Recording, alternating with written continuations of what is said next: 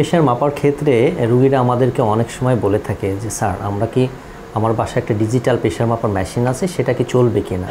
আপনারা জানেন যে WHO বা বিভিন্ন ধরনের ইউরোপিয়ান বা আমেরিকান ইভেন আমাদের দেশে যে গাইডলাইনগুলো আছে সেটা কিন্তু ডিজিটাল প্রেশার মাপার মেশিনকে কিন্তু অ্যাডভোকেট করছে।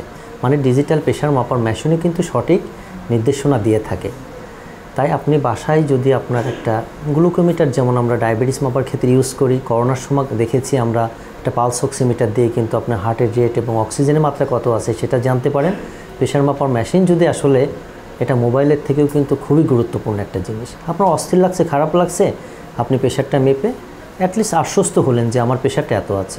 তবে অনেকের কিন্তু বদ অভ্যাস থাকে যে 5 মিনিট পর পর প্রেশার মাপে আমাদেরকে কিন্তু অনেক সময় ফোন দেয় যে স্যার আমার প্রেশার এখন এত মিড নাইটে অস্থির লাগছে প্রেশার। হ্যাঁ, আপনার যদি কখনো খারাপ লাগে তখন আপনি প্রেশারটা মাপতে পারেন, কিন্তু অযথা কিন্তু প্রেশার ক্ষণে ক্ষণে প্রেশার কিন্তু মাপা যাবে না।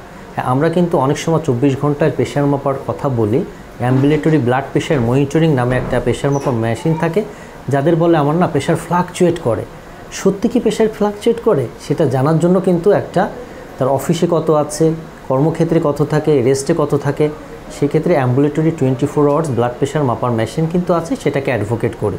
কিন্তু কখনও আপনি নিজের ইচ্ছা মতো বাইরে থেকে আসলেন হঠাৎ করে প্রেশার মাপা যাবে না। প্রেশার মাপার কিছু আইডিয়াল কন্ডিশন আছে। আপনি কাম অ্যান্ড কোয়াইটভাবে বসবেন, আপনি টেবিলে হাত রাখবেন, হাতটা সাপোর্টে থাকবে, পাটা সাপোর্টে রাখবেন, অ্যাডভোকেট প্রেশার মাপার কাপ দিয়ে তারপরে প্রেশারটা মাপবেন। ঠিক আছে?